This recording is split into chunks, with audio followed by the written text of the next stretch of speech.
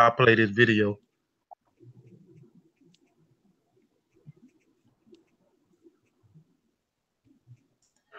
Make sure we live too.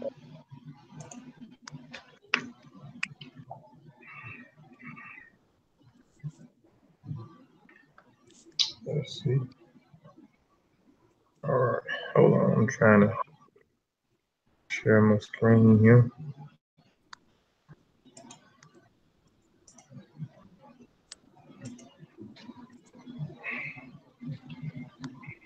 I like this video. Let me make sure we are live real quick.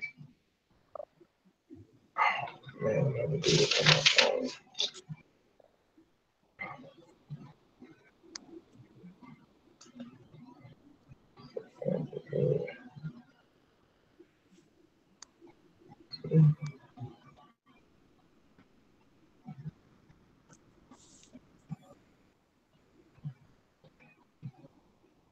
Yeah, we live. All right, right. Peace, family. Give me a second. We're gonna get started. I apologize for starting a little bit late. I wanted to start right at 6 o'clock, but I mean it's only 8 minutes after. I'm gonna play this video that I like by Q Butter. And while I'm playing the video, dog, am I gonna be able to do that though?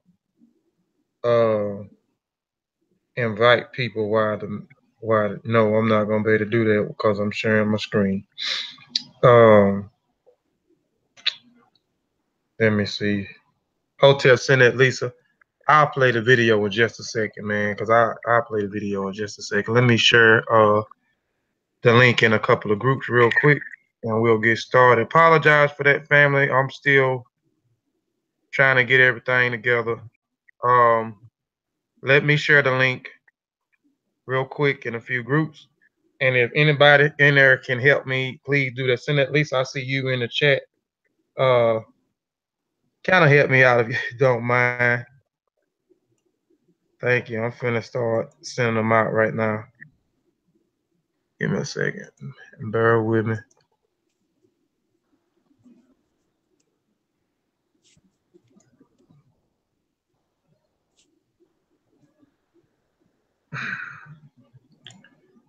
I don't know why they do that. Let's see.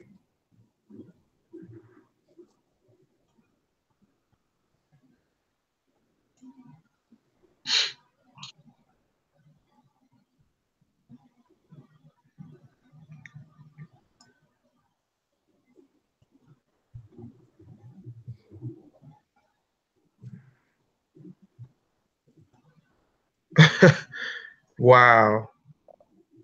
Hold on. Let me stop sharing my screen. I got I'm sharing the link. It's got Q Brother video up there on the thing. Hold on. I'll do it. No, I'll do it like this. Let's see. All right. Or let me stop sharing my screen. That's what I'm gonna do. I'm gonna start sharing real quick. All right.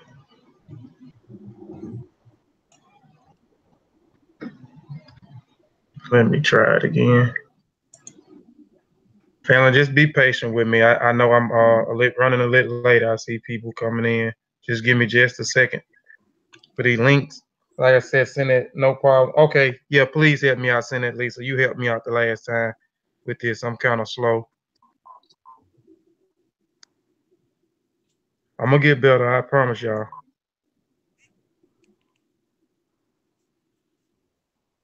I promise. Okay. Let's see.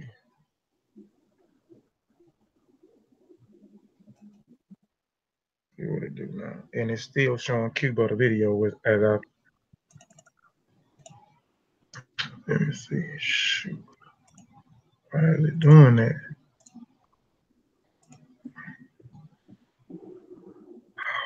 Boy.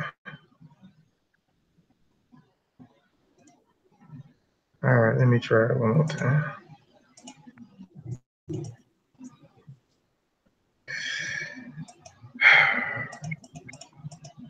I wish, saying Sean, if you in here, man, you mind sending the link out, man? I'm having trouble sending the link out, bro.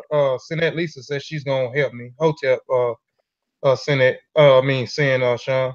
Let me know if you can do that or not before I try to proceed, because I don't even want to do it. I'm just gonna go ahead and play the video, play this video while y'all share the link if you can. I know Senate says she's gonna share it. Let me know if you can too, Sen.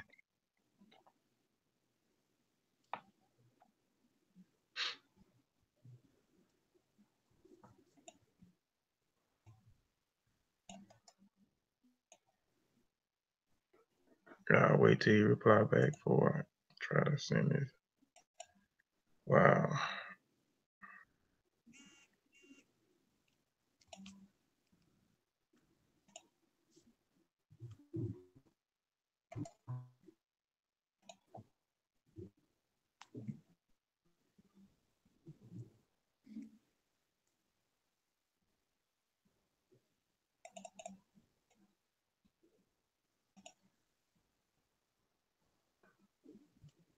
I don't know if he got my message or not.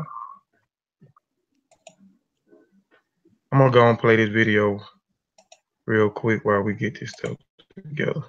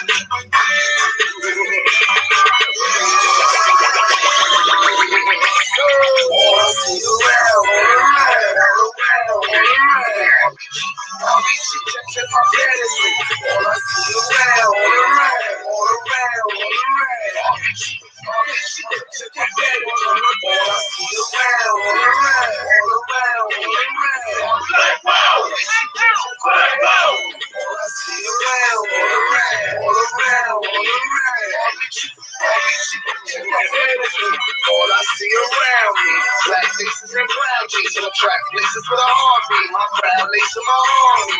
All I see around me, that's around me. It's my black face, holding that crown. Tell you try to try me, stop letting my color straight shine. Looking for my brothers to second side decline. Mine is a puppet in the one can take mine. More to the left, the step between lines. All of this crap, all of this hate, all of the shit that they put in our place. Look at my flag, sucking in face, red, black, green, the color of my sticks. Watch how I kill them with the black flow. Told them when it can't act slow. Hands on my crop till I pass go. Till I feel these shots can't fast forward. So I pull my flag high. Spend the money back to my last time. Send it on me shot till the last line. Don't be all around for this black shine. That's why. All around, all around, all around, all around. All these cheeks, check my fantasy. All I see around, all around, all around, all around. All these cheeks, check my fantasy. All I see around, all around, all around, all around. All these cheeks, check my fantasy. All I see around, all around, all around, all around. All these cheeks, check my fantasy. Standing with my head held high, banner in the sky. Rapping for my ancestors out. Please don't ever ask me why.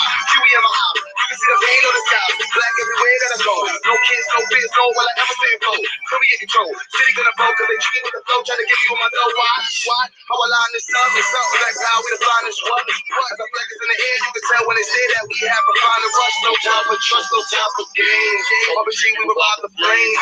As you look into my face, you can tell by the days on mine have time to change. I let them know what it is, man, it's up. This cheddar cheap, cause these crackers, they gon' give it up.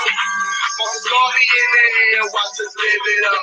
Give shots with a bang, if the time don't change, watch how I give it up. All I see around, all around, all around, all around. All these cheeks, check my fantasy. All I see around, all around, all around, all around. All these cheeks, check my fantasy. All I see around, all around, all around, all around. All these cheeks, All these sheep touching my feelings for me. All I see around, all around. All these sheep touching my feelings for me. We are men, human beings. Capable of the same access in the other race. Possessing on the best circumstances the same intelligence as any other race. Now Africa's been sleeping, and then only sleeping. Today Africa's walking around not only on our feet, but on our brains. You can enslave what was done for 300 years the bodies of men. You can tackle the hands of men. You can tackle the feet of men. You can imprison the bodies of men, but you cannot tackle or imprison the minds of men.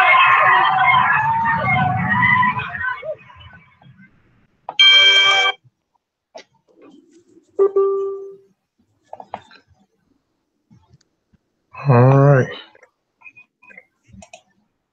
I want to play that video real quick. I don't know. I like that video. Shout out to Chris Logic, man. He put me on Q Butter.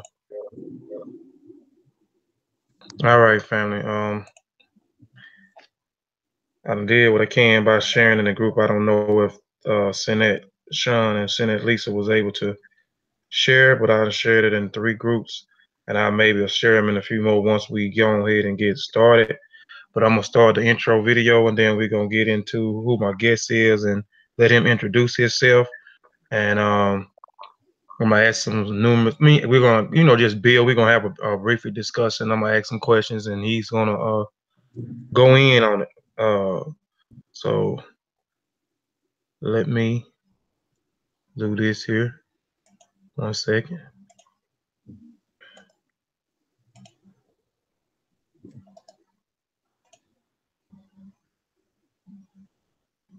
Okay. Let's share my screen again.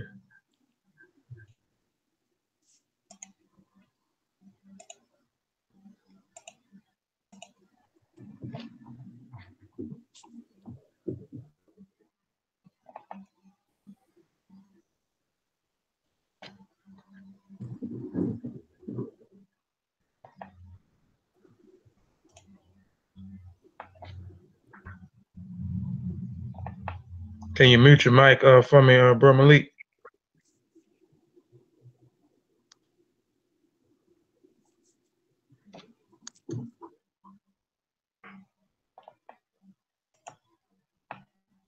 Man in the full knowledge of himself is a superb and supreme creature of creation. When man becomes possessor over the knowledge of himself, he becomes master of his environment, the captain of his own ship, the director of his own destiny, the accomplisher of his own ends.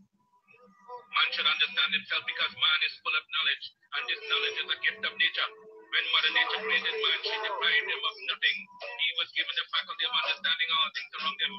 His faculty for understanding has not been taken away from him. None of his senses have been taken away from him. So there is no excuse for the black man. I'm raising my team, red, black, and green, queen, the king, salute, now scream, I say, bring purple underneath it, I say, I'm raising my team, red, black, and green, queen, the king, salute, now scream, I say, bring purple underneath it, I say,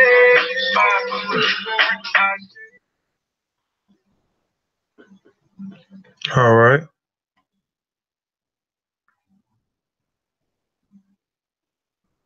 I'm gonna do a Hotel Dino soup.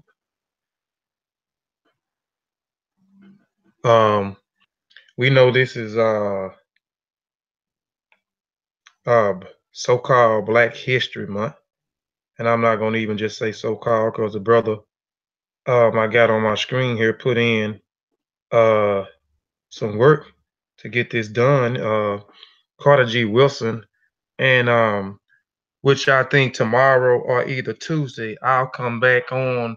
I don't know if I'm gonna come on my channel or on Facebook, but if I come on Facebook and go live, I immediately download the presentation to my YouTube channel. I don't know what day I'm probably gonna do it. Just a small presentation on who Carter G. Wilson is and what he done. I already have it done. My son had to do a project, and we picked Carter G. Wilson. I just said it was best, would be better to pick Carter G. Wilson, a individual who got Black history, got Black history started, which Black history should be every day. You should be studying who you are, your heritage every day. But I'll probably come back and do a small presentation because I know my viewers, uh, they range from not knowing to trying to learn to highly intelligent. So I try to cover all bases. So I'll do a small presentation on who Carter G. Wilson is either tomorrow night or Wednesday night, but I'll let the family know beforehand. But this is a Hotel Dina suit to Carter G. Wilson.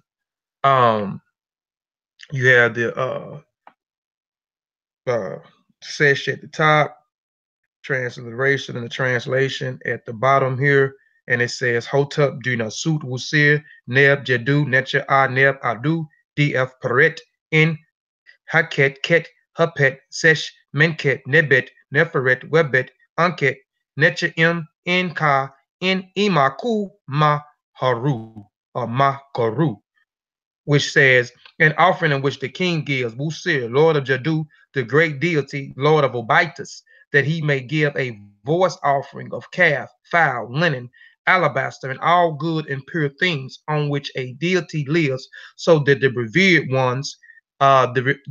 ones, Carter G. Wilson, justified or true of voice. I put ancestors in there because you can honor or renovate anyone that you want to. So I just put ancestors in there. But today we are honoring Carter G. Wilson. So I wanted to do a Hotel Dito suit to him before we got started with the show. Uh,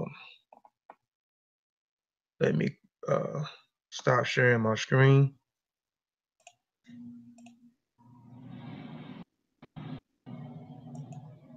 Okay.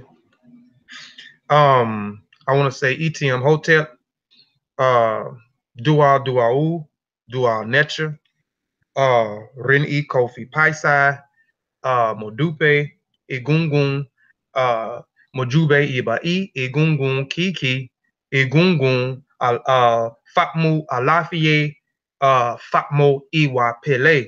And those that have been looking at my videos for a while should know I just said welcome in peace, or I said bring forth peace, which I would like for us to bring forth peace into the chat. I also said Fatmu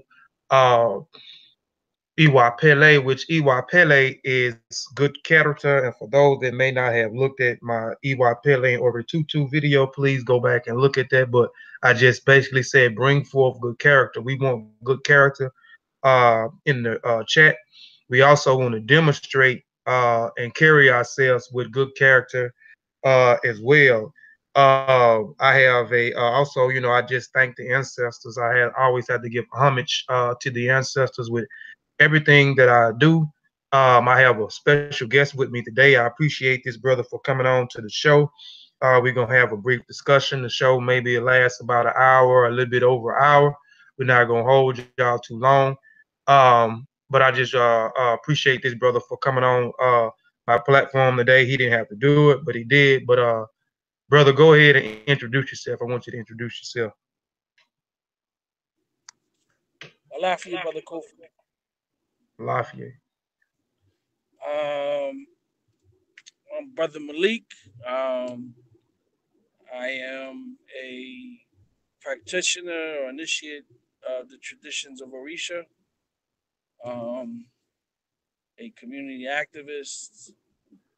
Um, I am a member of the new Black Panther Party. Um, and I am a former member of 20 something years of the Zulu Nation.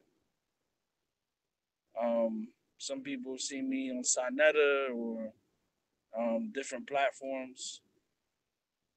Um, my my platform is Black and Brown Power, and I would even include in that Red Power. So that's pretty much my platform.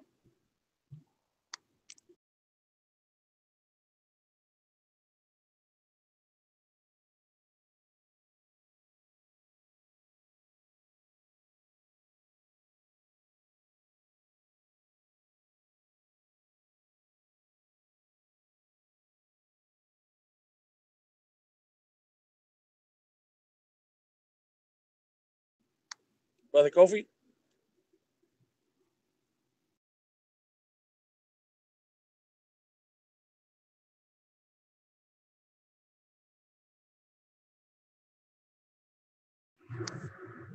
Hello. Yeah, you can hear me. My bad. I had my my mute my microphone muted, but yes, they can hear you loud and clear. Cuban. It was on my end. I didn't have the volume all the way up. But family, today we're gonna be having a discussion. Like I said, we're not gonna hold y'all too long, but I wanted to bring the brother uh on my channel today so we can just have a brief discussion about the things that goes on over here in America are, it, fathers us being brainwashed and we have no clue of who we are, running from our African heritage. It's the same thing going on over there on the islands as well in the Caribbean. So we want to have a discussion today about the Dominicans, the Puerto Ricans, and some others who who's not identifying with their African roots or their heritage, and talk a little bit about the island and the hatred that some of them have for the Haitians, and where did all of this come from. So what better person to bring on the platform um, than Cuban Crisis? So we gonna get started, brother. My first question I wanted to ask was, is the island of Hispaniola on the same island as Haiti?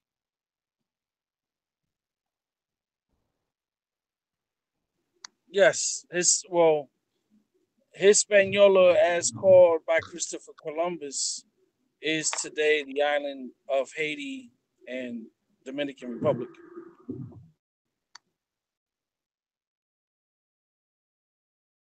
Okay. So for those that don't know, and I'm speaking, I'm not speaking as talking down like our people don't know, or I'm asking questions that people may not already know, but I'm asking these questions, family, because again, a lot of the people that tune in or go back and view the videos later, they don't have a clue, or they just trying to find the information and trying to understand things. And then those that may, like I say, may be teachers or may be highly intelligent that already has this information. So let's just keep it that everybody doesn't know everything, and this is for everybody, and this is a learning lesson. So I may be asking questions that people may already know. And as the brother stated, that the island Haiti and the island of Hispaniola is on the same island, which it has a border in between. And a lot of people that may not know, he mentioned Christopher Colon. Um, while ago, we know Christopher Colon set sail in 1492, and we know the capital is San Domingo in Hispaniola. Am I correct, uh, brother Cuban Crisis? Yes. Okay. Yeah, so I'm just trying to give people a backdrop, so we know about Christopher Columbus coming in the Caribbean, in 1942, set up the capital, him and his brother Barmithos, if I'm pronouncing his name right. In 14, I think 14 might have been 1498. I think his brother came in and set up the capital, and so forth. But just wanted to give a little backdrop. The second question, brother, was what is the let me see. Okay, so the border. So we talking about the border. Is the border between those two islands? Um, is it that river that splits the island in half, where you got the Haitians on one side and you got the Dominicans on the other side?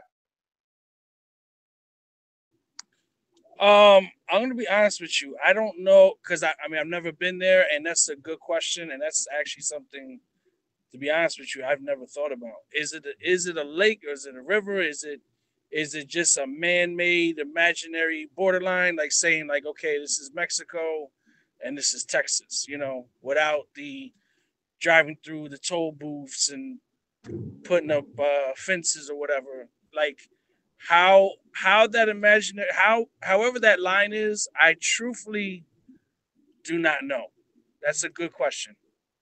Okay, yeah. I just wanted to throw that out there because I'm not clear on that neither. So that's why I kind of threw that question out there. So what is a Dominican? What is a Dominican? A Dominican, a Dominican is a black person, an African or a person of African heritage lineage that more than likely is definitely mixed with Taino that speaks a slave language called Spanish that has a slave last name and worships a slave religion. But for whatever reason, they adhere to calling themselves the colloquial name that they've been called Dominican after uh, Dominican would come from Dominique. That more than likely was a friar, a Catholic friar, if anything. Okay, so the Dominicans are would be mixed slaves, uh, Tainos, and the Spaniards, because I think the Tainos was already there, if I'm correct, and when Christopher Columbus uh arrived there, they was already there, and we know due to the Atlantic slave trade and them bringing slaves into that area into the Caribbean, there was a mix of slaves, and what I mean by a mix of slaves, uh, there's records of people from Nigeria, people from Togo, people from the Congo, people from Ghana, and these are different African countries. So that's what I mean by mixed slaves. So we can say that the Dominicans are mixed slaves, Spaniards or Europeans, and Tainos. Yeah, yeah. So, yeah, and some may have, the same with Cubans and Puerto Ricans. Some may have less and more of these particular ethnicities than others. Um, and because just as black people here can produce any shade of children, the same goes for Puerto Ricans, Dominicans, Cubans, because we could have family members that is close your eyes black. That's biologically could be the mother, could be the father, could be the grandmother, could be the uncle. And then in between that is a variation of shades. Somebody in the family could have blonde hair and blue eyes. Somebody could have freckles. Somebody could have red hair. Somebody's the hair texture could be different. So, and this is just a result of the intermixing of European, indigenous, and African blood.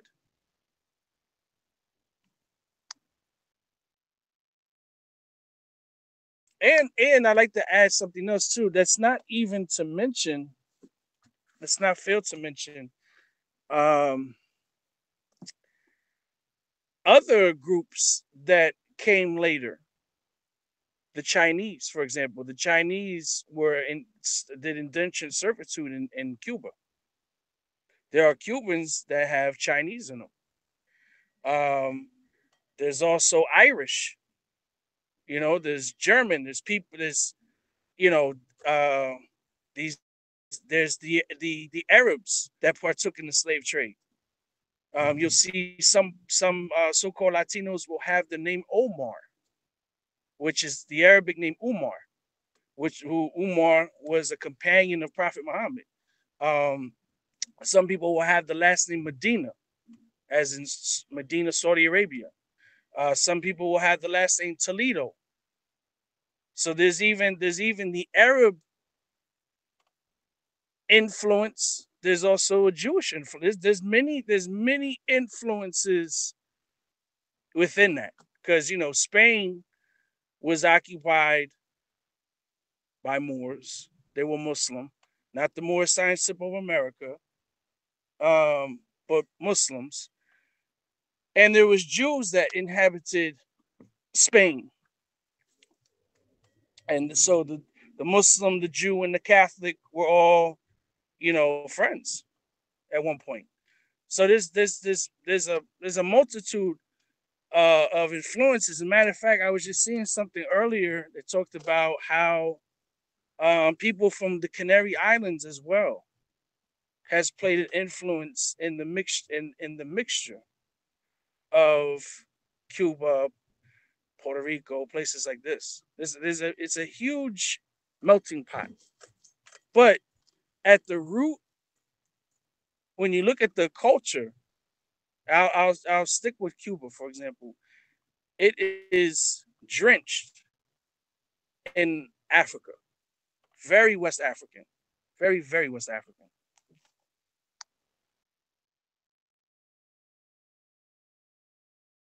Okay. I'm looking in the chat, and Timnu, he says, how did the island, because I like to try to engage with the people in the chat too if they have questions.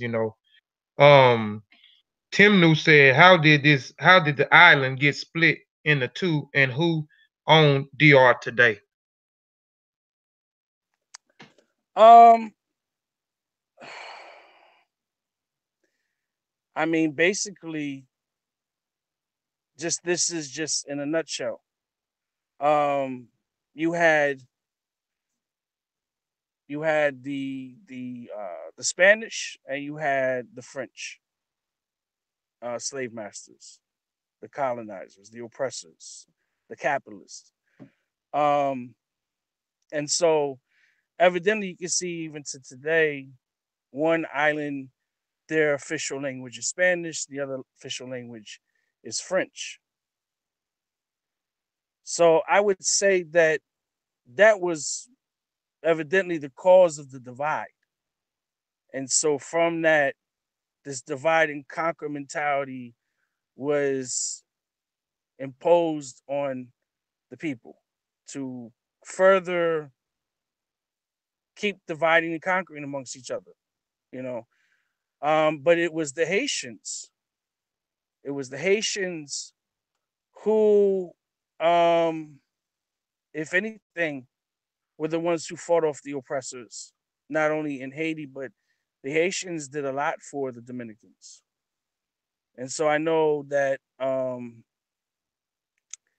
and my history is a little rusty on this particular subject, with the early history of Haiti and Dominican Republic. Is But I know, oh, go ahead. I know that there's a beef even to today. There was a video that I seen that took place at Fordham University in the Bronx. Now this video was from a few years ago, and it was in regards to Haiti and Dominican Republic. And then this presentation was Dominicans, Haitians, and it was very hostile. The environment was very hostile. People were getting very offended. It was getting very emotional in this room over the history of who did what. Was it the Dominicans that put in the work? Was it the Dominicans who fought for the freedom and did whatever, or was it the Haitians? But from what I've studied, the little I have studied on that subject, the little from what I know, it was the Haitians. And I would say it was the Haitians because, first of all, the Haitians were the first Africans in the Western Hemisphere to free themselves from slavery. The Haitians also adopted democracy. They established democracy. They drew up a constitution. Okay, so Dominican Republic didn't do that. They didn't do that at all. So I think it's kind of common sense that if somebody was the liberator, if somebody was the one who really did for the people, not saying that there wasn't Dominicans that weren't allies or who stood with the Haitians, not saying that, but I'm just saying overall, it appears as though that it goes in the favor of the Haitians, that the Haitians were the ones that were doing, that wanted, and not only wanted but did. They did achieve freedom. Um, I'd like to just bring this point out only because I know that you and I are in the traditions, but from what I understand too, in the Constitution of Haiti, it states that voodoo is the land's religion. And some people may think I'm a little spooked out by this, but aside from uh, places like America who have done horrific things to Haiti, and who have put puppets into office in Haiti and have further corrupted the government and therefore destroying the lives of the people of Haiti. But I also look at it that the people of Haiti, in a lot of ways, have turned their back on voodoo and they have gone towards Christianity. And so, in these traditions, when you offer an abo, when you make an offering, when you do anything for Egun or for the Orishas, and you turn your back, there is going to be a big issue. And I really believe in my heart of hearts that that's part of the problem with Haiti is that they have deviated from what they were supposed to be upon. So you saying that um the Haitians the one divided the island? Because I'm asking because I know that when the Haitians went to war with the French and won their independence and became the first black republican in 1804, I know that they occupied what is now called the island of Hispaniola for 22 years. They had it from 1804 until the Spaniards or the Spain came in and kicked them off that one side uh, and created what we call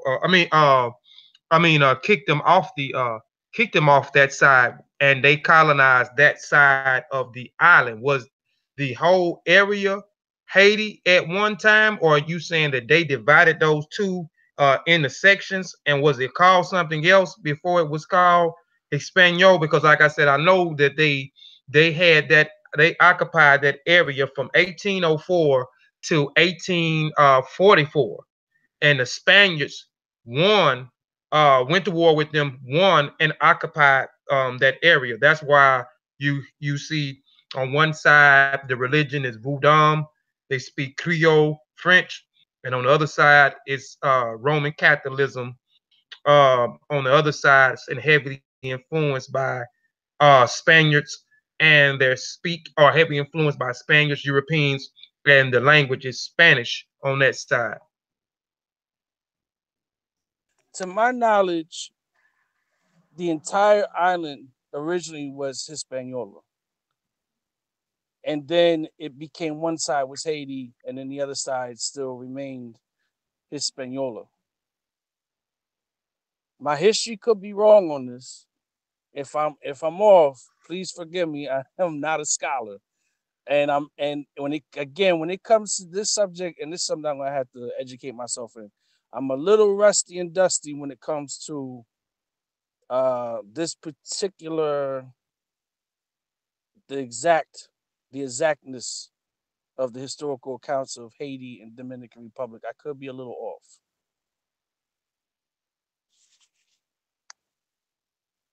Okay. What my next question was, let's see, shoot, we've been talking, I kind of forget. Okay, let me see. What? Okay.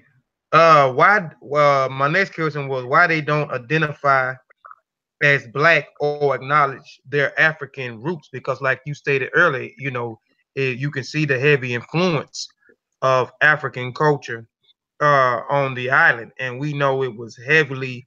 There was millions of Africans um, came to that island. and mixed with the Spaniards and mixed with the Tainos that was there. Well, I'm glad you bring this up because this is like one of my favorite subjects. I would say the first reason is because of economic classism. First reason, in other words, is due to money, which is why um, the Inquisitions happened, which is why the African Holocaust happened. It was due to economic classism. So race became a factor because race had to be used as a means to continue slavery, and sex had to be used. So those three components right there is what capitalism is. Though you may read the definition of capitalism and it doesn't say economic classism, racism, and sexism, but when you really sit there and read that definition, you're dealing with free enterprise. You're dealing with trade. So what was the trade? The trade was people. That was the trade. So, and and capitalism did not flourish until the 17th century. Prior to capitalism was feudalism, which was something that existed between the 12th and the 15th century in Europe. So the reason why you have individuals that are so-called Latinos, or some people want to say Hispanic, so-called Hispanic, or people want to call themselves Spanish, so-called Spanish, is because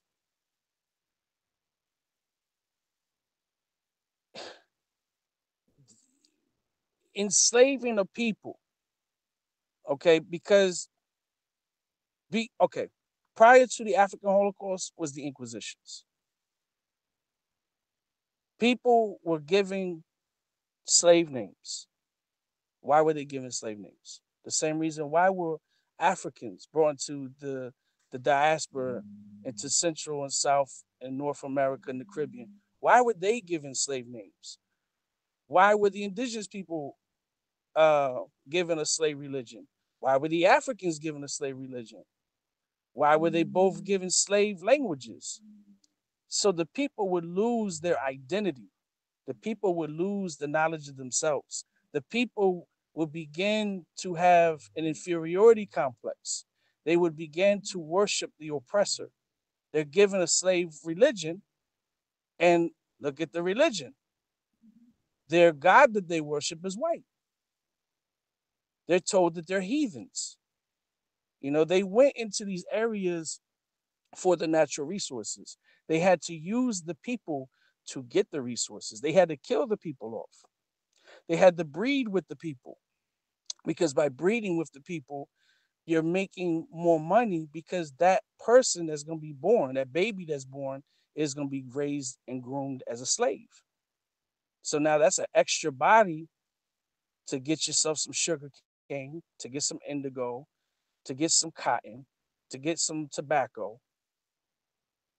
And so all of these different scenarios and all these different horrific things that happen over centuries of time, over centuries of indoctrination, over centuries of self hatred. Like Brother Malcolm had the lecture, Who Taught You to Hate Yourself? That's all this is. It's the same exact story. Though the African Holocaust was worse, it is the same exact story, and it's the same reason why it happened to these places where these people now speak Spanish, or some people speak Portuguese, or some people may speak French, some people may speak English. It's the same reasons, it's the same identical reasons. And then even when you get into the African spiritual systems that was brought to the different lands, it's the same story. People had to preserve their traditions by using the slave master's religion to disguise their traditions to fool them. But the problem is that in the midst of this, there's a lot of people that got caught up in it and they can't let certain traditions and customs go. They still just hold on to their slave master's way of thinking.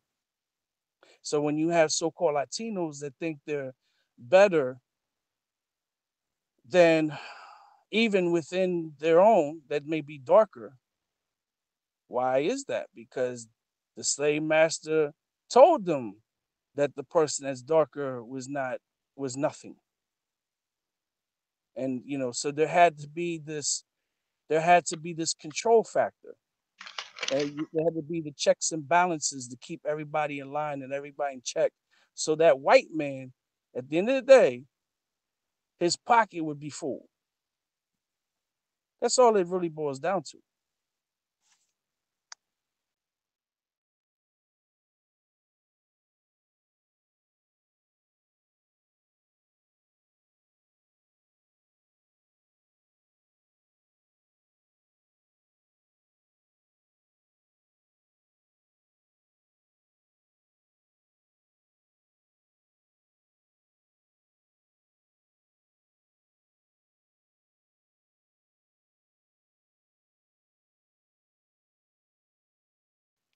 Brother Kofi?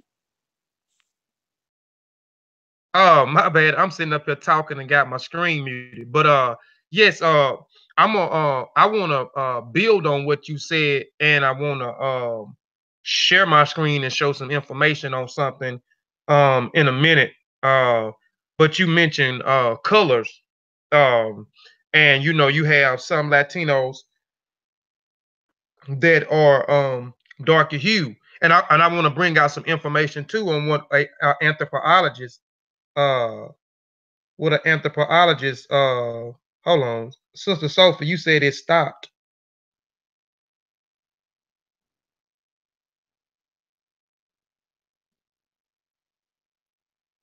Hold on, keep me. I wanted to make sure because it's saying we still live and I still see the viewers in here.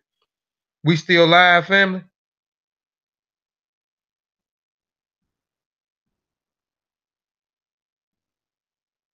Let me know if we still live. And I can tell too this way too. Let me turn my thing on. Hold on, keep me. I wanted to make sure because it's saying we still live, and I got. Okay. See, I have a delay. So she was saying it stopped. I guess she heard me talking. It wasn't. I had my volume muted. But yeah, basically I was saying I just want to build off some of the things you said and share my screen and show a few things. And you talked about the different color. I want to talk about the different classes of color in there too, and also show some statistics of the how much African ancestry those people on the island, the Dominicans or the Latinos uh have and so forth. But I'll get into that. But they use the terms. Are you familiar with the terms, and I might be pronouncing them wrong? Oscuro, which is dark skin; canela, which is medium skin; and calro, which is a lighter skin complexion. And the darker skin uh is at the bottom of the society, and the lighter skin is at the higher of society, or the upper echelons of the society. And I guess the medium skin is, the different, because you mentioned classism. So, maybe medium class would be the medium hue, which they call the canela. And like I say, I may be pronouncing these words wrong because I think they are all Spanish words. Yeah, I'm familiar with the terms. Yeah. I'm saying, so is that true that the darker majority of the darker hue would be considered the lower class? They was treated I I differently. I will quote what Dr. Khalid Abdul Muhammad said. He said, no matter where you go on this planet, whether it's a socialist country, a communist country, a capitalistic country, a Christian country, a Muslim country, black people, the darker skinned people, are always at the bottom of the totem pole.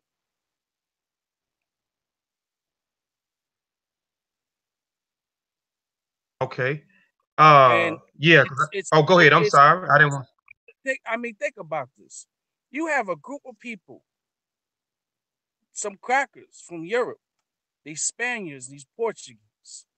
Now these Johnny come latelys didn't even know how to clean themselves, didn't even know how to season their foods if it wasn't for the black man coming to enlighten them and to civilize them.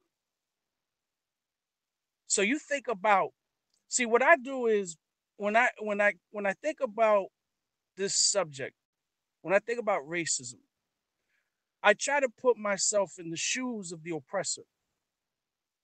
Why the oppressor works the way the oppressor works, and why does the oppressor do just what the oppressor does? The oppressor is new to the scene in this world compared to other cultures and civilizations. What has Europe really contributed to the world? What did they really contribute? They bask in the golden age of Europe. They bask in the types of music that was produced. People like Bach and Beethoven and Mozart and these people. This Renaissance that they had. Um, but what have they really contributed? And now, because prior to the Inquisitions and the African Holocaust, when Spain and Portugal was one country, which was called Iberia, they were enslaved for over 800 years. And so what I think is that every group of people on this planet has their time to shine. Ancient Kemet at one time had their time. Sumeria had their time. China had their time. The Mayans had their time. Various people had their time. And so now we just happen to live in the time of where the white man is in power. And so they're not stupid. And so they study history. They look at history. They look at everything, but in particular the Africans. But if it wasn't for the Africans, we would have nothing. Everything came from Africa. So they want to take all the credit. And now that they were able to have slavery and able to enslave Africans, and they were able to put fear into the people to cause division amongst the people, they are going to do whatever it is that they have to do to keep hold of that power and to keep people indoctrinated. And I really believe that's why they do it. If you look at the slogan of this country, life, liberty, and the pursuit of happiness, originally it was not the pursuit of happiness. I believe it was Thomas Jefferson and Benjamin Franklin. And I believe Thomas Jefferson came up with that. And Benjamin Franklin told him that you're going to have to change it because originally it was life, liberty, and the pursuit of You property. breaking up on us a little bit, Cuban. Breaking up on Originally, us a little bit. the slogan was originally life, liberty, and the pursuit of property. And Benjamin Franklin told him he had to change that. And it was changed to life, liberty, and the pursuit of happiness. Because you have somebody enslaved, there's going to come a time where there's going to be social change. These oppressors knew this. They knew that there was eventually going to have to be a change, that you're not going to be able to have your foot on the back of people's necks for so long. You know, um, that's my opinion on this. That um, the root of it, we are indoctrinated people, and we are at odds with each other over the most trivial things. Because if it isn't um, so-called African Americans having issues with so-called African Americans over who's lighter and who's darker, then then it's a thing of economics, the rich and the poor. If it's not that, if it's not the African American with the so-called Latino, but then there's issues within the so-called Latinos. This group of so-called Latino doesn't like this group of so-called Latino because they're looked at as beneath them. They're looked at as beneath them because of economics, and not so much a thing of color. And a lot of the colorism in a lot of ways has to do with the fact that people who are darker are viewed as poor. Then there's also the thing of the media. When people from other countries, and this isn't just so-called Latinos, but I know Jamaicans, I know people from West Africa that don't like so-called African Americans. They say, oh, they're lazy. Oh, they're violent. They sell drugs. They kill people. Where did you get that from? They got it from a thing called TV. In their country, this is what they see. This is what the media puts out, which is another thing of capitalism. And now you're being indoctrinated with false propaganda because America loves propaganda. It loves to propagate people lies and keep us ignorant and thinking that this is the greatest country on the planet Earth.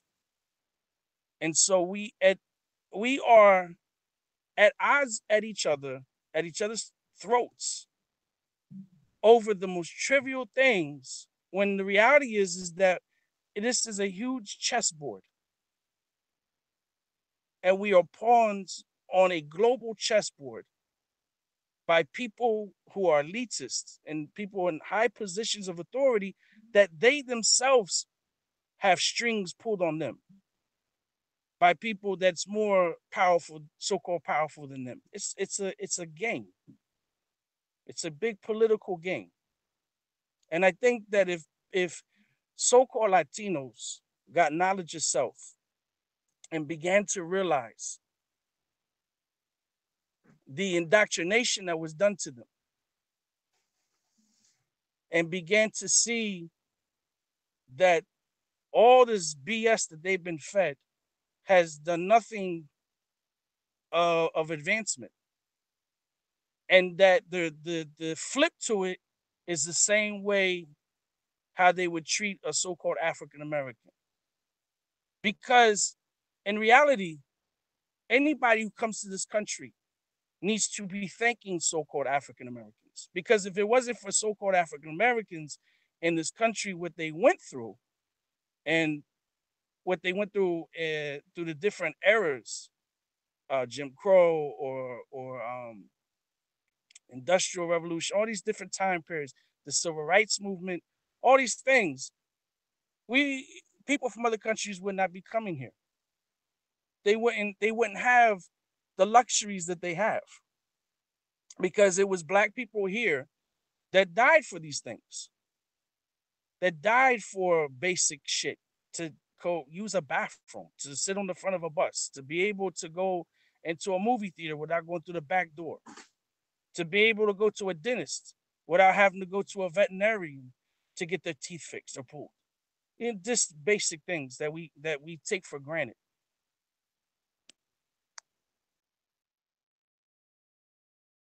Yeah, I agree with you, man. Because I mean, we are suffering the same thing same thing over here.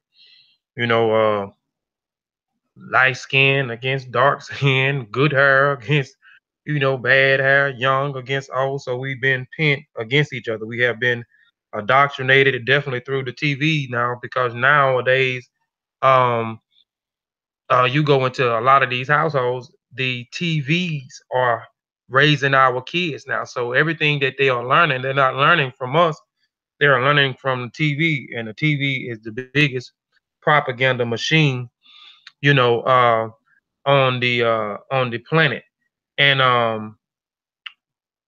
so and again, this video is not just to just to pick on what's going on over there, but it's just to give some uh a broader view to those that think that the so-called African American over here is the only one that have issues with self-identifying with their own lineage, their own African heritage, or suffering from um, complexion syndrome, where um, one thinks that he is ugly because of his darker, her darker hue, or the texture of her hair. So it's just give a wide, I mean, a broader scope. You know what I'm saying?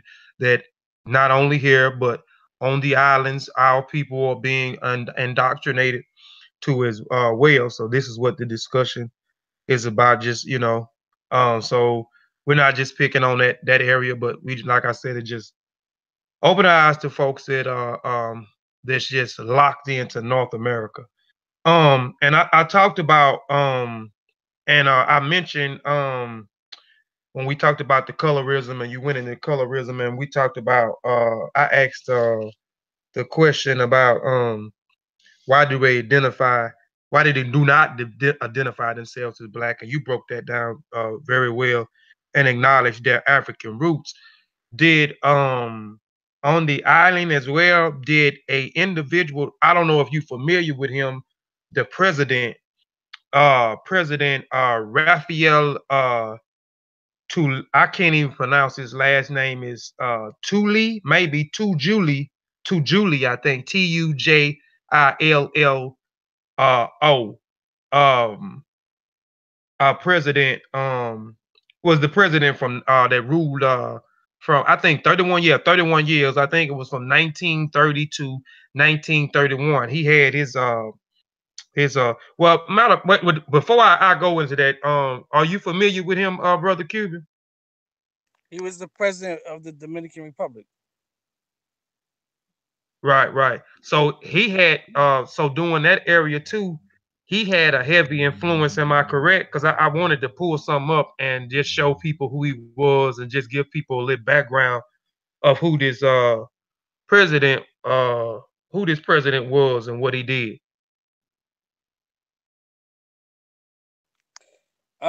I'm not too acquainted with him, but if I was a betting man, I would say he probably didn't do anything of good. Yeah, I'm gonna just share my screen real quick, man, and just pull some information. I like to be visual too. Hold on, let me see what's in the chat. The slave master involved the colorism by allowing light-skinned blacks to have a higher status than a darker African. We are Exactly. seeing I knew. post-traumatic stress from this is from Asar M. Akar. Peace, peace, peace. A hotel to Uncle Jazaneb, Asar M. Akar, second generation immigrants. Yeah, the so hold on, let me share my screen. Present to everyone. Let me see if I can go here. Well, I'm gonna read something first, and then I'll touch on. I'll show him and kind of talk about him real quick. But yes, he was a president from 1930 to 19. But it says, hold on. Can everybody see my screen? Yeah, I can see it. Okay, all right. So it says, although it has been argued that upward to 90% of the Democratic Republic exhibit future attributes to black leaders of the nation, the most famous as being former uh, Julio, if I'm pronouncing his name right, but I think his first name is Rafael, who ruled from 1930 to 1961, fostered a culture of hate against Haitians, by the extension, blacks. It should be noted that despite his efforts to conceal it, Julio's maternal, and which was crazy, his maternal grandmother was a black Haitian. Haitians and blacks were positioned as being economically, culturally, and socially inferior. As a result, most people sought to identify with their European colonizer. Colonization and the discourse fostered a highly seized of us versus them mentality, where the complexion appeared closer to Spanish colonizers were deemed the superiority. So during his time, um, he was that during his 31 years of reign, he pushed it even heavier of hating Haitians or hating the color black you know what I'm saying, hating the darker hue color. He also which is not on here, where he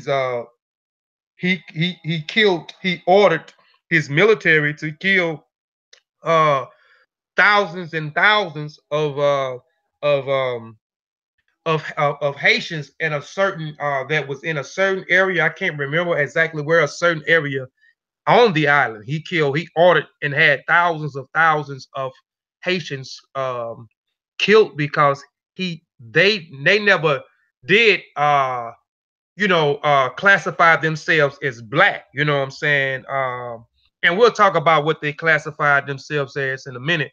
But they never did classify themselves as black, but they classified the Haitians that shared the island with them as black. And again, black was identified as a lower status or identified as inferiority. This was something that he pushed during uh, his presidency from 1930 to 1961. And this individual, like it said, his grandmother was a black Haitian. She was a Haitian, and we know that a lot of those on the island, just like over here, you know what I'm saying? We ask each other, are we African? They'll say, nah, they're American.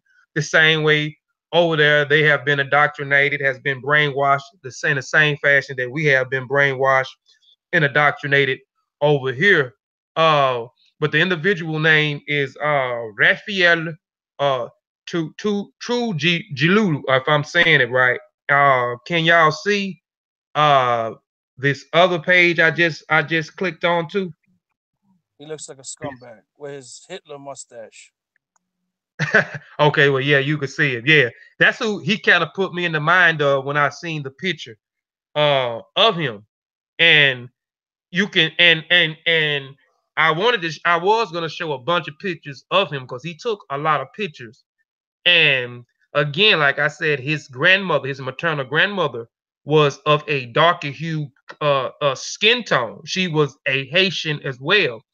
And you can see this brother damn near on this picture, he looks white. And we know a lot of them over there, you know, their thing is to marry up or to marry someone that look like you so you can continue to have this lighter skin complexion. But this individual here, with a lot of the pictures that he taken, he used some type of powder on every picture that he took. He hated dark skin that much. That's why he pushed this inferiority complex, not identifying himself, which everybody else is not identifying themselves as black or not even identifying with their African ancestry over this. So this was another individual that had a lot to um to do with that. And again, like I said, he used on every picture, he used powder. He had someone to powder him up to make him look even lighter than what he were. But Rafael Julio, if I'm saying his name wrong, I mean right, but excuse me if I'm not. He was trained by a U.S. Marine in 1918 and elevated to a commander in chief of the National Army by 1927. General Rafael Trujillo, 1891 through 1961, assumed control of the Dominican Republic in 1930. While successfully, he reduced foreign debits and fostered great economic prosperity for the Democratic Republican. Julian and his Heron's human rights abuse, including the murder of thousands. Hold on, let me scroll down. Thousands of civilians managed to escape rebuke from the international community for decades, although his reputation became tarnished after reports of a massacre against the estimate 20,000 Hispanics became public in 1937. It was until his failed assassination attempt by Venezuelan President Romulo Bantercourt in 1960 that the organized of American states finally voted the severe relations with a brutal dictator. A year later, Julio was killed by a group of rebels, determining a topple uh, of his uh, of his reign. So I just wanted to show like a little visual of who this individual was that also had a lot to do with um, pushing the inferiority, not acknowledging your African ancestry, and so forth. I mean, this individual here wanted to be more of a European. That's why you have a lot of the Spanish influence in the Democratic Republic. And you'll have on one side, you'll have the statues of white Europeans. You'll have, as brother Cuban Crisis stated earlier, of Christopher Columbus coming in 1492, and we know what that was all about. And they have a statue of Christopher Columbus as well as other different Europeans in that culture because they sympathize um, with the colonizer, as Cuban Crisis stated earlier, that it was the French. The French had one side, and the French colonized one side, and the Spain colonized the other side. Um, so I just wanted to show some visuals of um, this individual here. Let me stop sharing my screen, and I'll share it again because I wanted to show something else in a minute here. Um, but yeah, that's that guy. That's that guy there. Stop sharing my screen. Okay. Let me look in the chat before I ask any more questions. Cuban. He's lot he's lots like my grandfather. Truth, yes, better. Peace, true story, and peace. Okay, peace, brother, true story. This predates Julian by a century. Yes, I know we kind of build on that a little bit already, but I just wanted to bring some more information on this individual as well. True story. And we kind of Cuban crisis kind of built on that earlier, but I just wanted to touch on this individual too, as well. Um,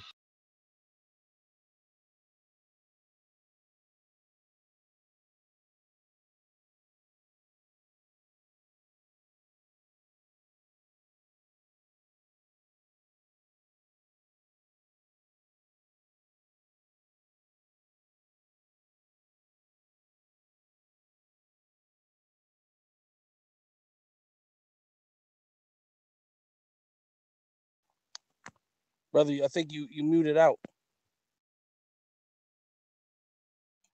My bad. I muted my mic. I muted my mic. I don't know if y'all Hotel True Story. I don't know if I muted my mic before then, but I see what he said. This predates Julio, and I was just stating that you already touched on that. We talked about the brief history. We kind of went through the brief history um, of the mixed slaves coming into the Caribbean. You kind of touched on the Tainos because I know he's coming in a little late, and we touched on the Spaniards, we touched on the French, um, and so forth. But I would just let them know that I just wanted to bring that information on the Julian. We already touched on the other information pre him, but I wanted to talk about him too. You know what I'm saying? We talked about that, but I want to bring forth him when he came in the president. He became the president, and he pushed it even further. And I know he, like I said, he just coming on. And I don't think he's seen when we was discussing predating him earlier, especially when you went in.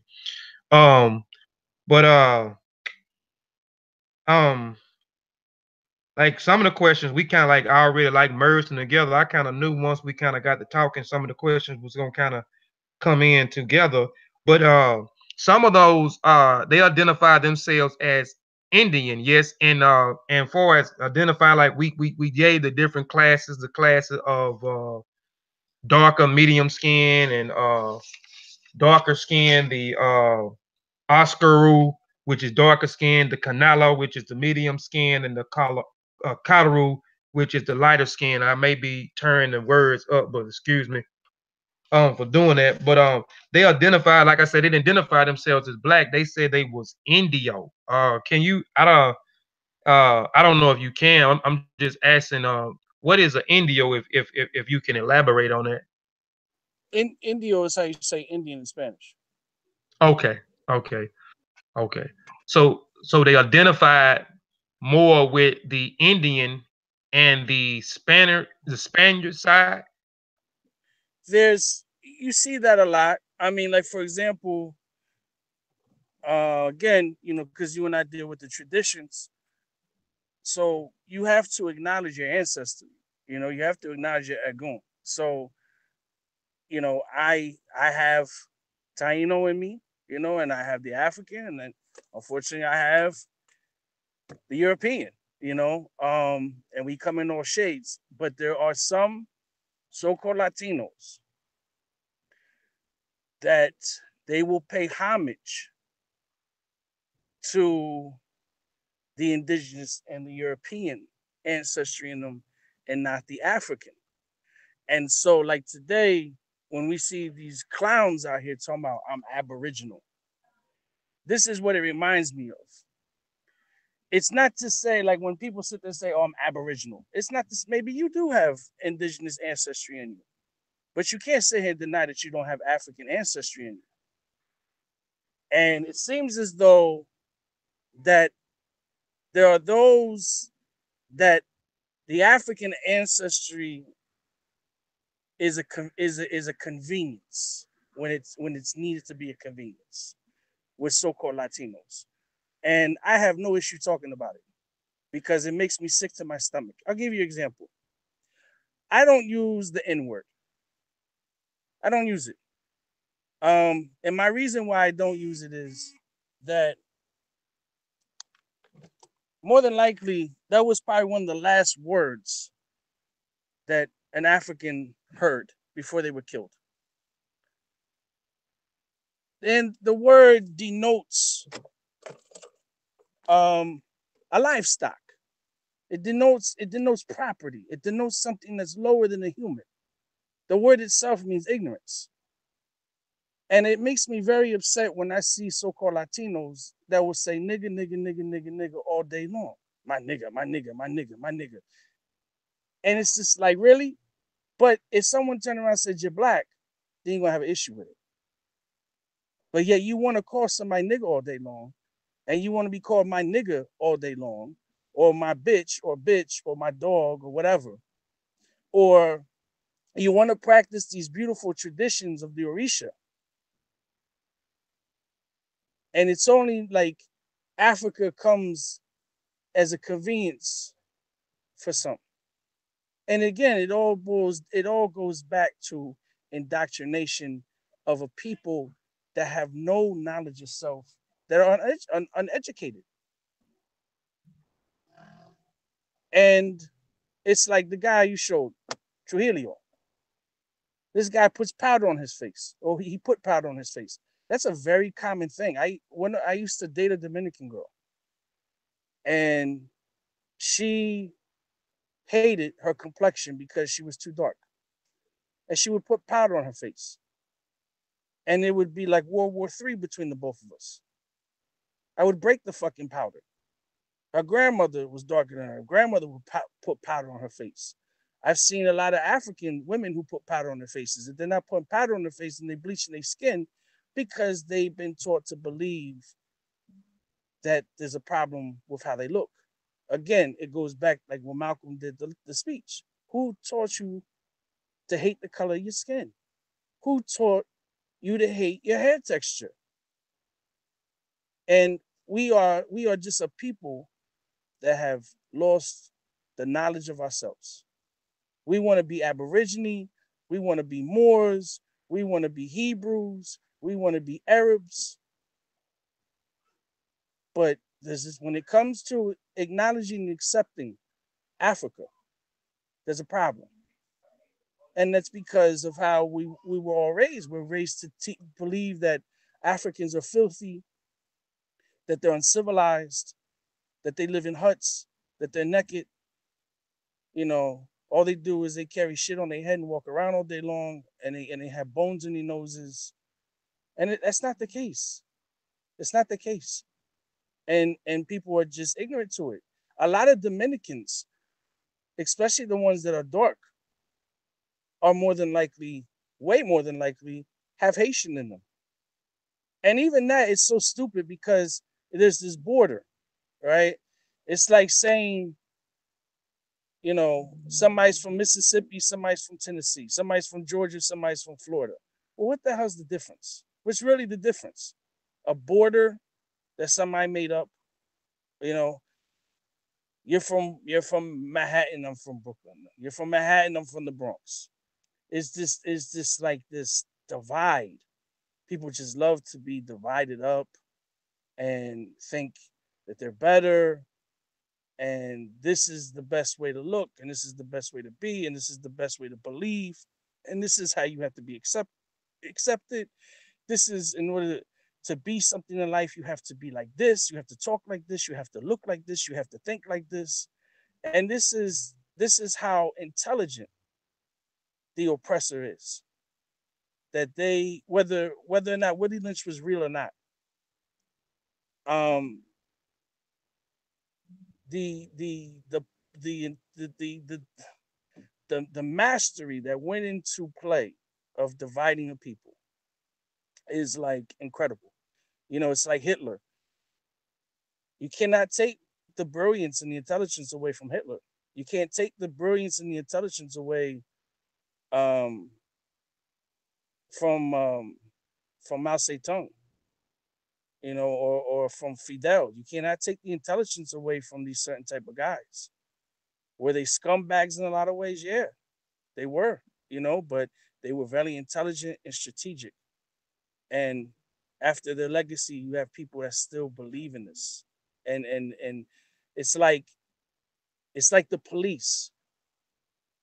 Sometimes people say, "Well, how come the police ain't hired doing nothing?" Because they don't give a shit. Because we're killing each other. We're doing the work for the white supremacists. They don't need to come out here on horses no more with hoods on their heads with ropes and shotguns. We're doing it for them because we have been conditioned and indoctrinated.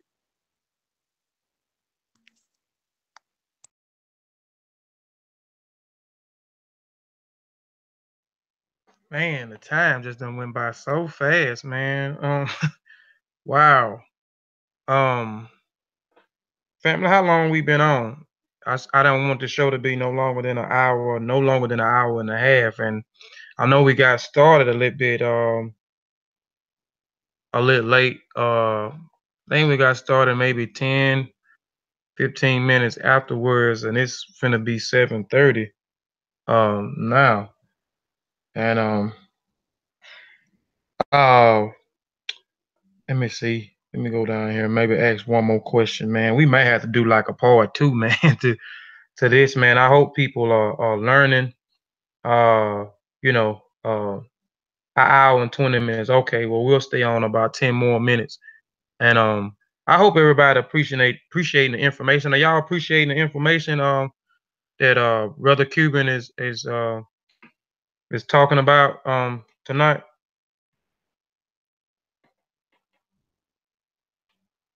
I know I have a delay in here, but let me find another question. They'll get back on here.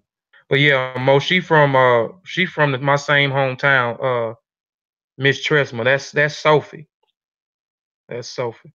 She's from Brookhaven, Mississippi. We from Mississippi. Yeah, we right there where you at, us in Monica, because you in Abaloosa, right? I think you about 3 hours from us in Monica. But my other one of my questions was another question was do they identify their homeland as Spain?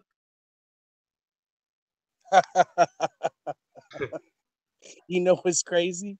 It's I have now, not saying every Puerto Rican, but God honest, I have met some that do. They consider um hmm, they would consider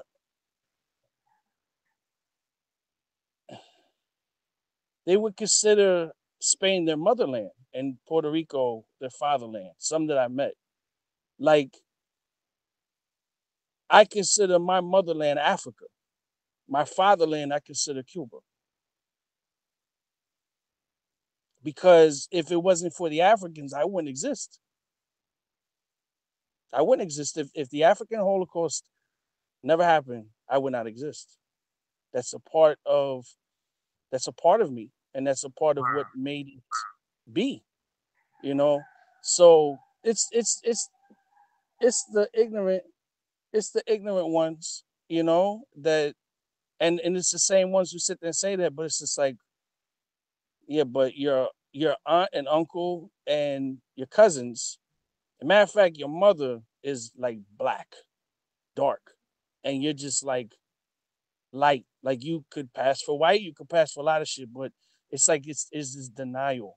It's this denial, man. It's crazy. I have a brother of mine. He's Puerto Rican and he's Muslim. He's been Muslim. He's a little older than me. He's been Muslim since he's 15 years old. And I remember I met his grandmother, and we went to the Bronx. And the first thing out her mouth was "Mira, mira, Eddie. You're still in that nigger religion, Eddie. You're still in that nigger religion." That was the first thing out her mouth. Not hello, not how you been, not I miss you.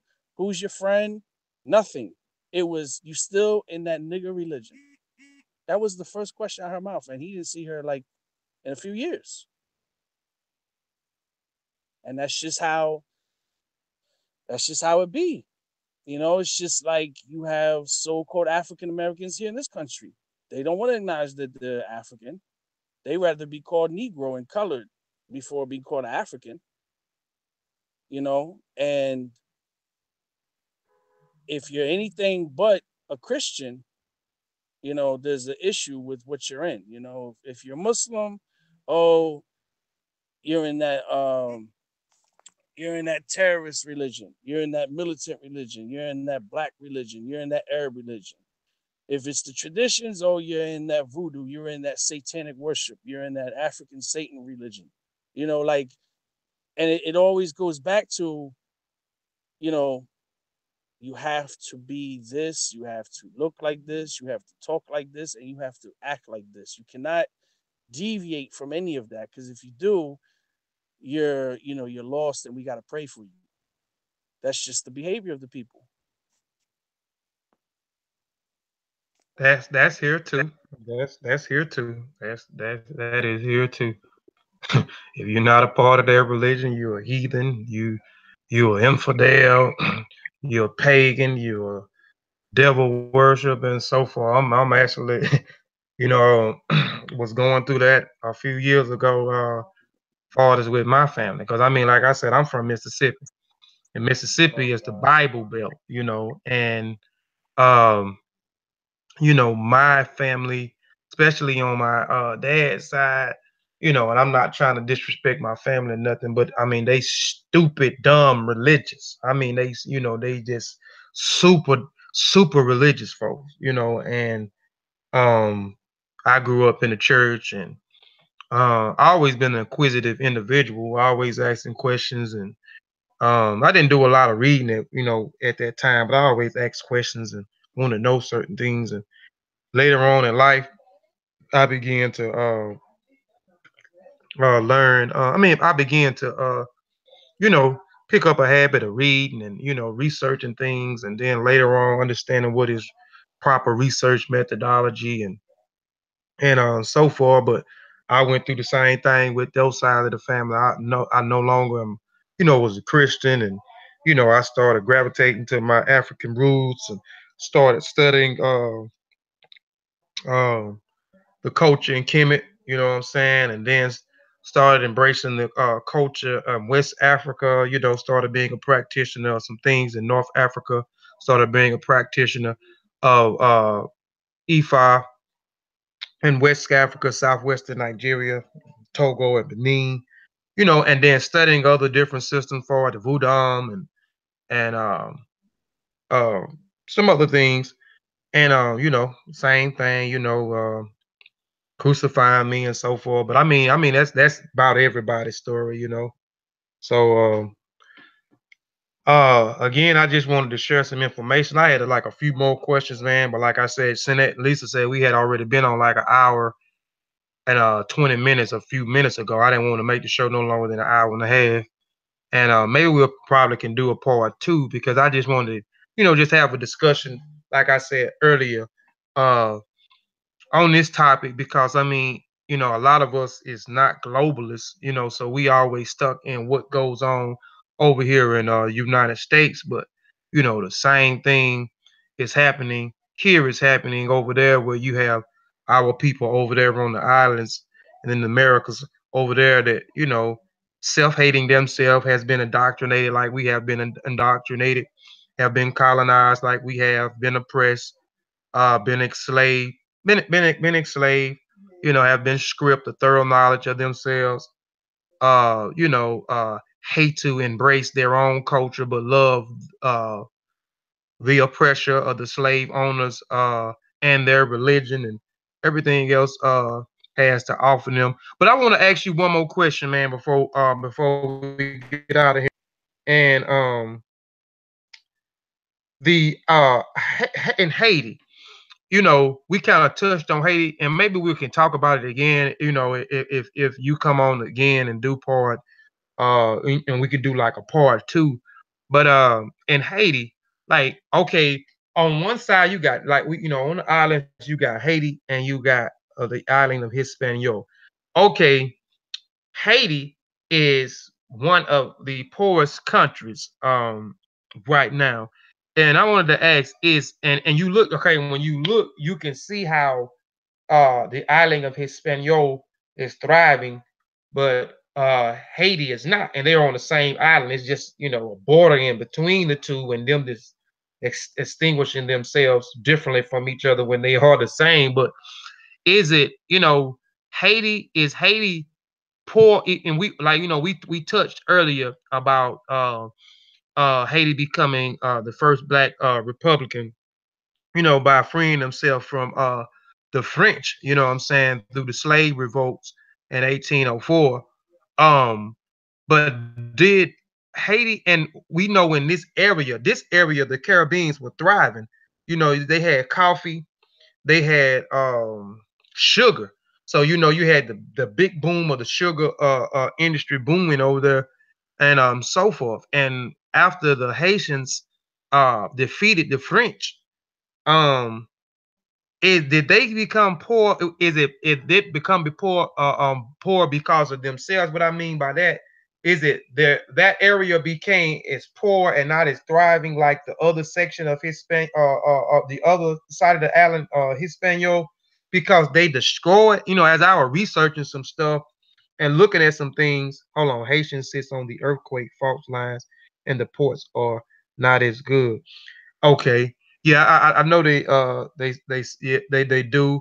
But I was, and I'm asking a question because as I was studying researching some things earlier, and and it's been a while back here, uh they destroyed everything, that deal with slavery. I mean, they destroyed the sugar plantations, the coffee plantations. They just destroyed everything that had to do deal with, that deal with the French was in there when they was colonized by the French. Anything that deal with slavery, they destroyed their means of of thriving, because we know at one time that area was thriving. So I'm just asking the question: is that why?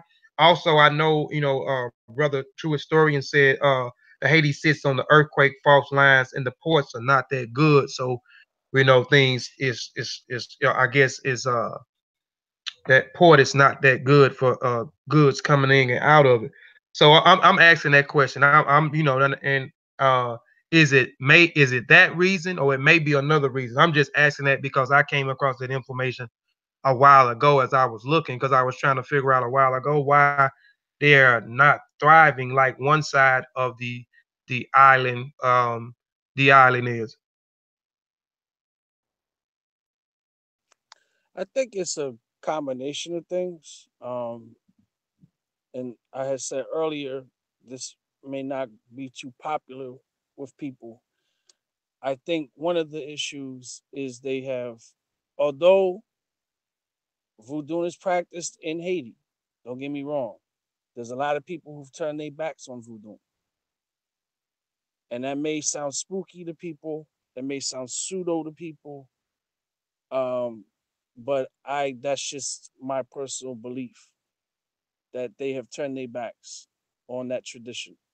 And that is the cornerstone, that is the foundation of those people.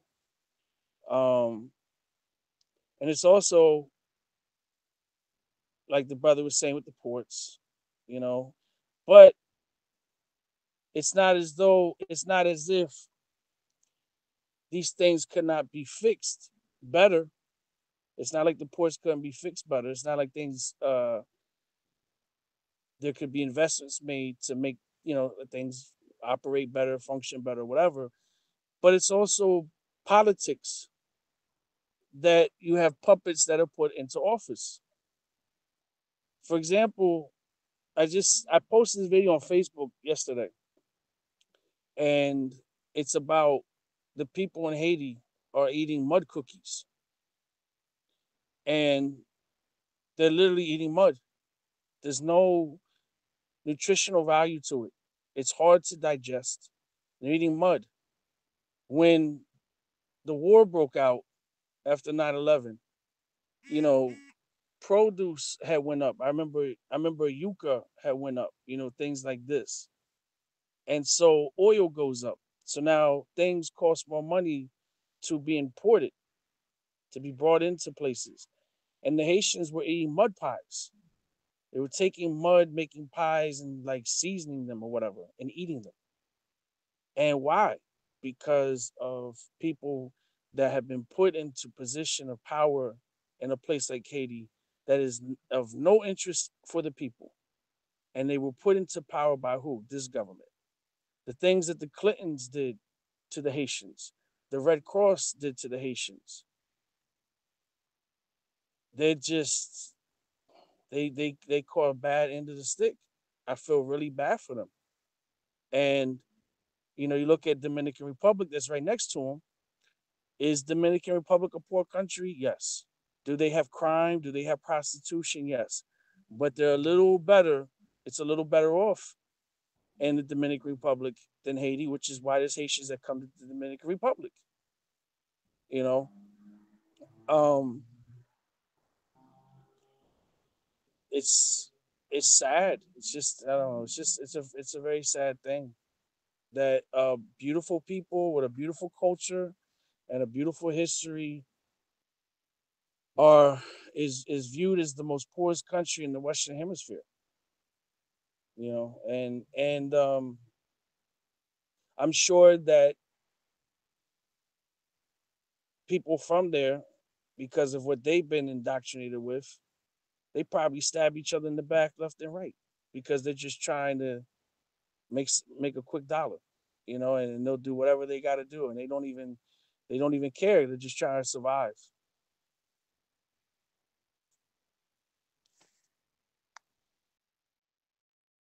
Okay, yeah, I just wanted to throw that out there because I wasn't sure, but I was just, as I seen them destroying so much, I say maybe that may have to do with something. But yes, many factors as you said, and even with your historian with the faulty ports and so forth. Um, Man, this I hate to even get off here, man, but like I said, I didn't want the show to be that long, and I just wanted to bring some more awareness to the people that's locked in just the United States, and let them know that it's going on in other places as well, man. I appreciate you being on the show, man. I really really appreciate you.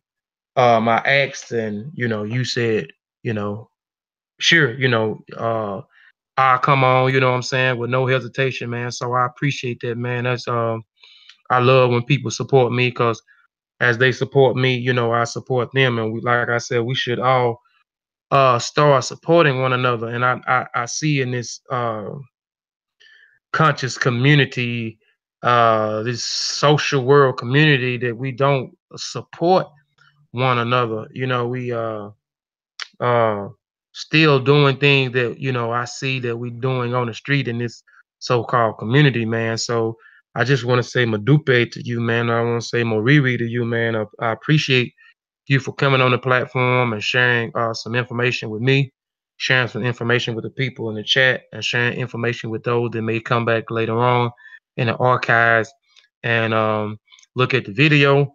Man, we gonna have to do like a part 2 because I had some more questions because those people over there are us, and you made a powerful statement a while ago. If it wasn't for the Africans, you wouldn't even exist um, over there, and dealing with one of the anthropologists that I wanted to show. Even I wanted to show a census that was over there, and maybe I can show that the next time we do a bill, where it gives the percentage of those over there, the percentage of African in their DNA, the percentage of European in their DNA, and the percentage of Indian in their DNA. I wanted to show some statistics, some stats of how much African ancestry they have in them. And again, like I said, that was a powerful statement that you made. Uh, and I don't know if people heard you. You wouldn't exist if it wasn't for the Africans. So again, man, I appreciate it. And maybe family, you might see a part two. You know what I'm saying? Where we may go in and discuss, because I want to discuss a few more things and talk about a few more things and build on top of what my good brother Cuban Crisis was talking about. Man, I hope everybody appreciate the show. Before we get out of here, do you have any last words, man, before you get out from the show? Something you want to, say before I close out? Yeah, man. I just want to thank you for having me on. It's a big privilege because you're in the traditions. So any, somebody's in the traditions, that that means a lot to me. And I'm glad that you're doing your show. You have your platform because there's not really too many people that's in the traditions that have a platform. There's really not. And when I say traditions, I'm talking about the traditions of Orisha. Um, if you want to find me, I'm on Facebook, Cuban Crisis. And I would love to come back on. Um, I would love to come on, talk about the traditions, man. I would like to talk about that. And I hope you like the videos I sent you last night. Yeah, man, I checked out 3 of them last night, man. I chopped it up with you for a few minutes, man, when I close out the show, man. But like I said, I really appreciate it, and I guess you more than welcome, man, to come on as many times that you want to come on. And like I said, man, I'll be there to support you, man. The thing that you need from me, man, I'm there. And yeah, maybe the next show we can, before we do a part two, you can come back on and we can, you can talk about the traditions and or we can just talk about the traditions because I like talking about that and I like sharing that information because most of the videos or the presentations on here are or about our traditions and so forth. Um, so Madupe, to you and family. Hold on, let me share my screen real quick. Um, hold on. Damn, what the heck is that? Somebody. Ooh. Hold on, y'all, fam. I'm trying to share my screen. I think I'm sharing. Okay. All right. Oh no, this ain't what I wanted. Okay.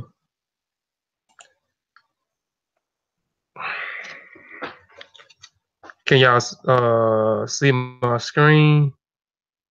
I ain't what I want to show. Can y'all see my screen? Is my screen showing brother Cuban? Yeah, it says subscribe to Kofi TV. Okay. Yeah, man. But first, I want to give a shout out, man, to just a few people, man. First, I want to shout out brother Cuban Crisis, man, for coming on to the show and sharing some information. I want to shout out to the MBK family for supporting me. They've been supporting me, been letting me put all my videos on the YouTube and extending their hand to saying I'm a part of the family as well. So shout out to the MBK family. I want to shout out the group, the mighty, mighty, mighty group I belong to, the Seshu Ma'ani Metaneta group. We are individuals of like minds, where we are studying the Rani Kemet, which is the language, and the Seshu Metaneta, which is the writing or the writing script. So I want to shout out the Seshu, which is my foundation, my family. Uh, Appreciate that true story, and I want to give a shout out to uh Sister Kaba for supporting me. I want to give a shout out to and these shout out to Brother Ben. Go support and subscribe to his channel, Black Panther. Subscribe to the MBK YouTube channel. Um, Subscribe to our session, my Need Meterneta channel, uh, Dagger Squad. Subscribe to their channel, and also subscribe. Which my platform is the smallest platform of them all. Shout out to Chris Logic too, man. That brother been supporting me, been sharing my videos. I had asked him to do it, and he done it. So I just appreciate people that support me, and those that support me, I'm going to support them. Support them back, and that's what it's all about. Supporting each other. It's about generosity. That's why I always open up with Fatmu, Fatmu Iwa Pele, which Iwa Pele is good character, and when you deal with good character, generosity is you can't separate generosity from good character. And those that may not looked at hadn't seen my video Iwa Pele, which is a Yoruba word which means good character. Um, go look at that presentation or Iwa Pele and Ori Tutu presentation. So I just want to shout a few of those people out there that I know that's supporting me. Peace to brother Allen. That's why I said the Dagger Squad because um, the brother support me. I done seen him log on a few times, and I done seen Garfield log on a few times. So I appreciate them for logging on, if it wasn't but 2 or 3 minutes. So I appreciate them. So subscribe to the Dagger Squad channel as well, but and also subscribe to my channel. Like I said, it's not a biggest platform as those other platforms, but it's growing, and hopefully I'll be able to what I'm saying, get more and more and more subscribers, which I'm seeing every day that my subscribers are growing due to the people support me and sharing my videos and people, people introducing them to my videos and my platform and what I got going on. So subscribe to Kofi Pie Side TV. And that's my new motto, the channel that take the black man, the black woman, and black child Eurocentric mind and Africanize it. Because if you go on my channel, and you look at these videos and you take my references and you start to go through these references and read and study and do your own due diligence of research, you can't do nothing but become Africanized. And at one point I had a Eurocentric mind, and now I have an African mind. I'm my right mind now. So that's the motto of my channel, the channel that takes the black woman, black man, black child, Eurocentric mind and Africanize it, because I have nothing but the culture, and the traditions on my channel, and I try to break it down as thorough as possible with these PowerPoint presentations. Uh, so peace. So thank you, family, for supporting me. I came in and saying ETM Hotel, which means um, come in peace.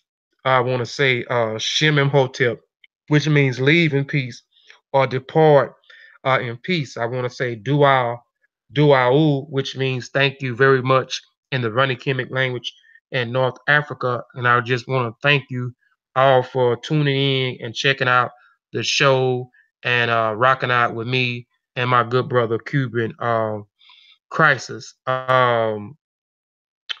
So I want to just say Shem Imhotep again, depart in peace. You know what I'm saying? Let's leave in peace. We all came in peace and it was peaceful in the chat.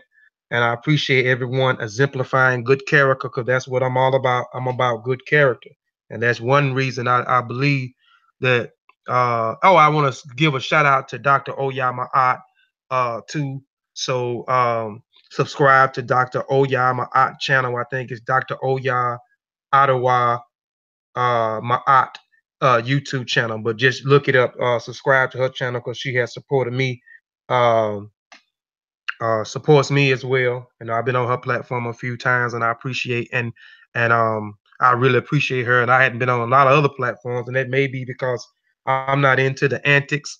I'm not into the cussing. I'm not into the back and forth. I'm not into murdering your whole family. I'm about exemplifying good character, which is rooted in our traditions. So again, I want to say Shimim Hotep Abet E, And I'll see y'all maybe maybe I may see y'all tomorrow or Tuesday. I may come on and I may do something because I did a hotel dinner suit before the show started. I did a hotel dinner suit on Carter G. Wilson right here. If y'all can see my screen on Carter G. Wilson. So I did a hotel dinner suit, you know what I'm saying, an offering to the ancestor who has passed and went on into the Agungun, or the ancestral realm, um, of the Ukuli Oran. So I may come back on, since this is so-called Black History Month, which Black history should be every day, and not just this particular month. But I may come back and do something on Carter G. Wilson, just some basic, brief information on Carter G. Wilson. I already did something for my son. My son, as I stated earlier, they did something for his school last year, and they let him pick, because they let me pick whatever he want to do, because they don't want Mr. Nelson coming up to their school, because I used to give this school system hell, you know what I'm saying? Because I call it the food system. It's nothing too much good about this school system, but you know, they let my son particularly let me pick what he wants to do. So they'll give the other students things, but they'll, you know, tell him, you know, whatever, or call me and let me know whatever I want to do with my son, I can do it, because they don't want Mr. Nelson coming up there to the school. But anyway, I may do just some brief information since it's so-called Black History Month, and I already have something, and I may just put it in the PowerPoint form, something small, maybe for 30 minutes, 40 minutes, just to share some information, because some people don't know who Carter G. Woodson is, you know what I'm saying, or know about any of his works he have done. So be looking for that. Maybe Monday or Tuesday I may come back on. I may go Facebook and do it. I may come back on my channel and do it, just to, you know, just to put something else out there, and just, you know, put some awareness out who Carter G. Wilson was and what all he had to do just to even get this Black History Month. And you know, which it wasn't a month in the beginning, but we'll talk about that in the presentation. Small presentation, like I said, a small presentation. But Shimim Hotel family, hold up, I'm gonna leave you out with my video, my introduction video. Man in the full knowledge of himself is a superb and supreme creature of creation.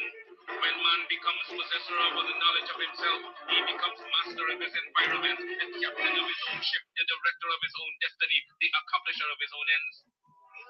Man should understand himself because man is full of knowledge, and this knowledge is a gift of nature. When Mother Nature created man, she deprived him of nothing. He was given the faculty of understanding all things around him. This faculty for understanding has not been taken away from him. None of his senses have been taken away from him. So there is no excuse for the black man. Raising my team, green, black and green, queens and kings, salute, now scream, I share, bring forth another hit, I share, 5, 4, 3. I'm raising my team, red, black and green, queen and king, salute, now scream, I share, bring forth another hit, I share, 5, 4, 3, I share.